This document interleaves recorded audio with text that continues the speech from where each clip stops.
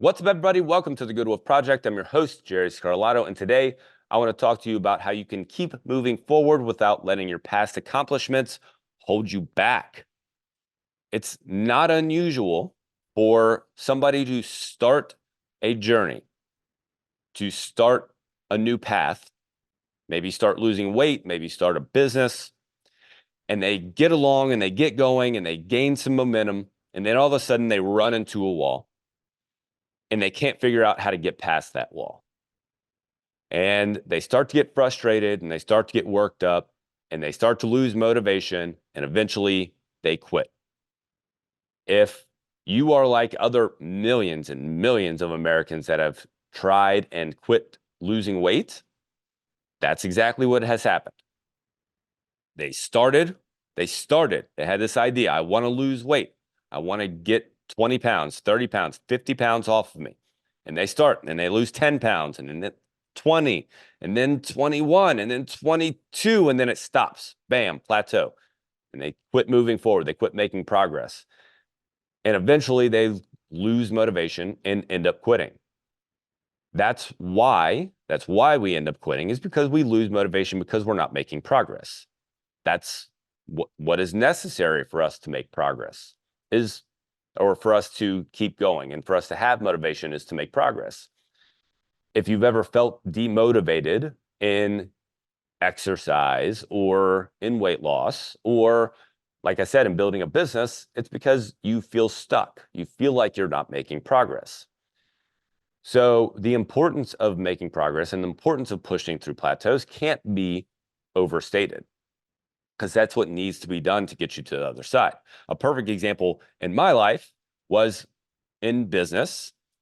For the first couple of years of owning the fitness studio that I had for 10 years, we grew to about 75 members pretty quick. And then we just plateaued there. We stayed at 75 members. We'd go up 10 members and we kind of come back down, and then we'd go up and we'd come back down. And we would go up and down like that. We did that a couple of times. We did that for about a year. We did it for a decent amount of time. And during that time, there was plenty of times where I was frustrated and I wanted to quit and I wanted to throw in the towel, and I just couldn't figure out what was going on. And eventually we pushed through. Eventually we actually rocketed up. And it took a lot of toil and it took a lot of patience and it took a lot of shifting and maneuvering and trying different things in order to make that happen. But eventually we pushed through. Another example of that, a broader example of that, if you will, is the breaking of the 4-minute mile by Roger Bannister. Roger Bannister, the first person to break the 4-minute mile, wasn't supposed to be able to do it. Scientists told him that he wasn't able to do it and told the world that humans weren't capable of breaking the 4-minute mile. But Roger Bannister didn't listen. He went ahead and did it anyway. And then a month later, more people did it. And then a week or two after that, more people did it, and so on and so forth. And today, it is not unusual for high schoolers to run a 4-minute mile. So why all of a sudden did, in that instance, all of these people who had tried to run a 4-minute mile before run a 4-minute, they failed before. Roger Bannister runs a 4-minute mile, and then after they can run a 4-minute mile. Why? Is it because all of a sudden the earth tilted in the right direction and they were able to run faster? All of a sudden they had this freak physical ability that popped into them? No, it was their subconscious mind that was holding them back from hitting that 4-minute pace, from hitting that 3:59:59 pace. It was their subconscious mind that was holding them back. Their body was physically capable of doing it, but their mind wasn't allowing them to push forward. And in your instance, whenever you've hit a plateau and you've ended up quitting, your mind is what's keeping you from pushing through that plateau. Your mind's what's keeping you from doing it, because your mind is comparing what you're trying to do to what you've done. And what you've done is not what you're trying to do. It seems very straightforward, and it is very straightforward, but if you have not accomplished a goal yet, then your mind doesn't understand that you can do it. Your mind, it's an abstract thing to you. your mind's looking at the things that you've done in the past, and it's like, I've done these kinds of things, but I haven't done this new thing. I've lost 20 pounds, but I haven't lost 30 pounds. I've made $200,000, but I haven't made $500,000. And so it starts to distract you, and it starts to sabotage you, and it starts to put your attention to other things, or it starts to get you to lose motivation, in which you end up quitting. And sadly, that's what happens so many times before someone actually figures out what they need to do to push forward. They end up quitting too soon, when all they maybe had to do was be patient long enough to move a few things around to start to lose weight again, or start to make money again, or start to grow the business again. Maybe it was just a matter of tinkering long enough to move forward. In my instance, in the business, that's what it was. It was a matter of tinkering long enough. Again, we had achieved the 75 member mark, and we had gotten there, but we got stuck there for a long time because subconsciously that's where we were. That, as an organization, it's like, this is where that's where we're comfortable right now.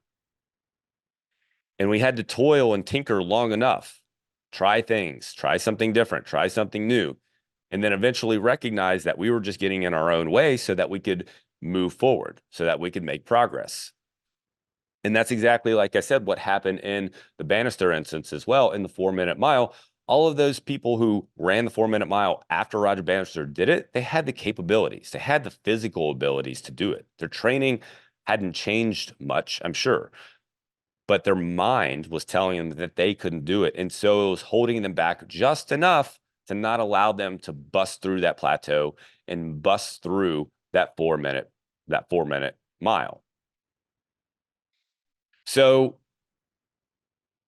part of it is just being able to tinker enough and move things around enough and being patient enough so that you can make that happen, so that you can push through the plateau and get to the other side of it. That's part of it. And there's a couple of things that you can do along the way to make sure that you don't quit. Like I said, in most journeys, as you move forward, if you don't quit, there's a good chance that you're going to get to your goal. Not if you just do the same thing constantly over and over again. If you do that, like I said, you're going to plateau, you're going to stop, and you will lose motivation. And if you do that forever, you'll just stay the same. You'll never make progress. You'll just stay the same. But if you want to keep making progress and you have a goal out in front of you that you're trying to reach, and you just keep going and you just keep tinkering and moving, then eventually you'll get there. But sometimes you have to convince yourself that you can get there. Sometimes you have to convince your brain, your subconscious mind, that you can make it happen to keep you going along the way. One of the things that you can do is to find your own Bannister, to find your own person that has accomplished the thing that you're trying to accomplish. Someone that's kind of like you, that looks like you, that is similar to you, but they've accomplished your goal. If your goal is to lose 50 pounds, maybe you have a friend or an acquaintance that has lost 50 pounds.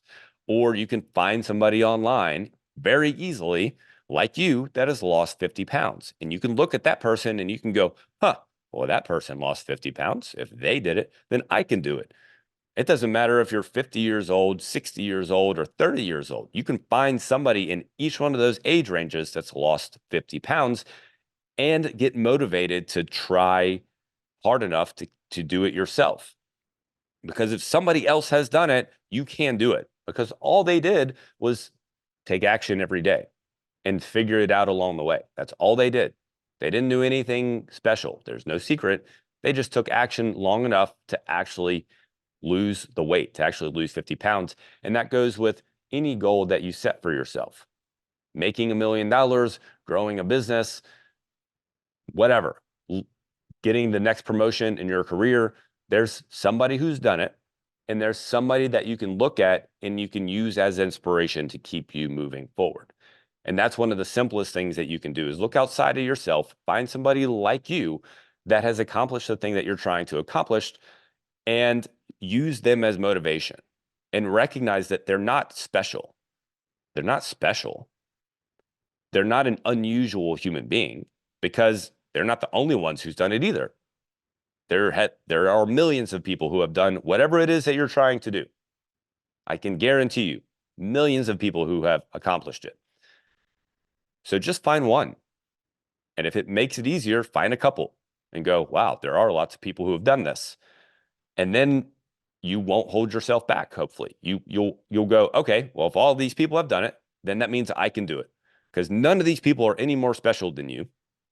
None of these people have any more talents or abilities than you, other than so far they've had the discipline to just keep going long enough. So find your own banister, find someone like you who has accomplished your goal that you can look at and you can go, okay, I know that I can do that because they've done it. Another thing that you can do is visualize and regularly think about achieving your goal. Visualize it and regularly think about achieving your goal.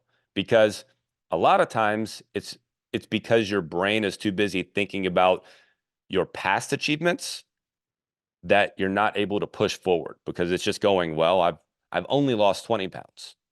Instead of thinking, I want to lose 30 pounds, or visualizing yourself having lost 30 pounds and literally forming that in your brain.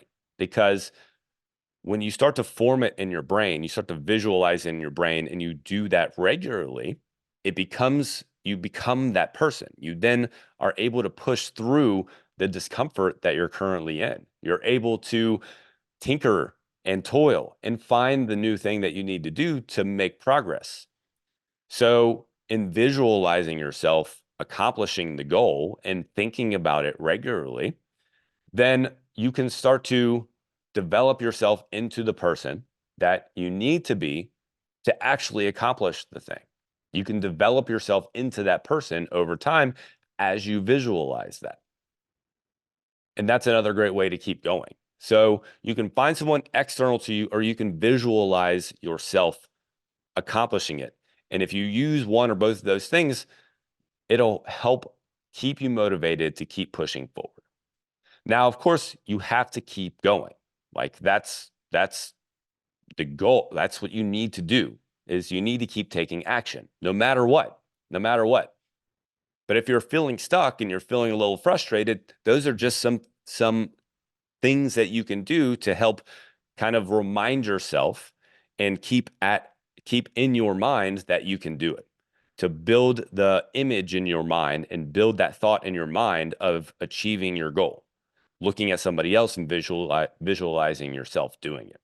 But remember, you still have to take action. You still have to keep going.